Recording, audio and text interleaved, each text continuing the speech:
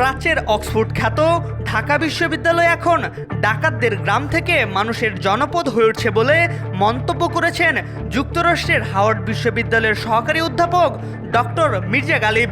নিজের verified Facebook পেজে দেওয়া এক পোস্টে এ মন্তব্য করে ছাত্র শিবিরের এই সাবেক নেতা। মুহূর্তেই ভাইরাল হওয়া ওই পোস্টে ঢাকা বিশ্ববিদ্যালয়ের সাবেক এই ছাত্রনেতা বলেন, ইসলামোফোবিক সেকুলাররা বলতে চাইছে ঢাকা বিশ্ববিদ্যালয় একটা মাদ্রাসা হয়ে উঠছে। আসলে ঢাকা বিশ্ববিদ্যালয় ডাকাতদের গ্রাম থেকে মানুষের জনপদ হয়ে উঠছে। বাঙালি মুসলমান কৃষকের সন্তানদের জনপদ, যাদের পূর্বপুরুষরা 1911 সালে বঙ্গভঙ্গ রদ হওয়ার কারণে মনে কষ্ট পেয়েছিল, ব্রিটিশ আর কলকাতার কলোনিয়াল হ্যাংওভার কাটিয়ে এই জেনারেশন এখন ঘরে ফেরা শুরু করেছে। সামনে ঈদের দিন আসবে ইনশাআল্লাহ। এর আগে গত 19 সেপ্টেম্বর দেওয়া এক পোস্টে তিনি বলেন, ইসলাম বাংলাদেশের মানুষের জন্য শুধু ধর্ম নয়, এটি এই দেশের সংখ্যাগরিষ্ঠ মানুষের আত্মপরিচয়।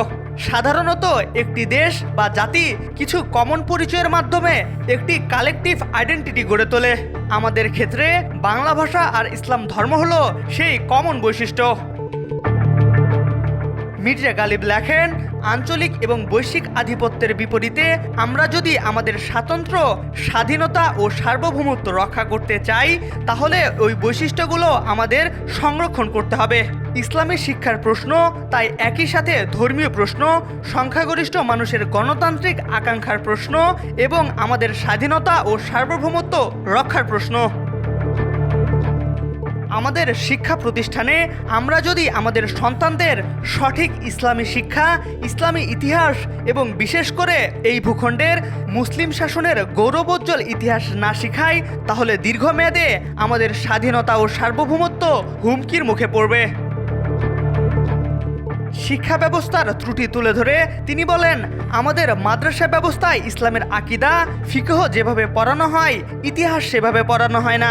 স্কুল সিস্টেমে ইসলামী শিক্ষার সিলেবাস এবং শিক্ষার গুণগত মান দুটোতেই সমস্যা রয়েছে। এই দুই ক্ষেত্রেই ইসলামী শিক্ষাকে কিভাবে আরও শক্তিশালী করা যায়, সেটা আমাদের রাজনৈতিক কর্তব্যের লিস্টের একেবারে উপরে থাকা উচিত। এম আর আকাশ, আজকাল।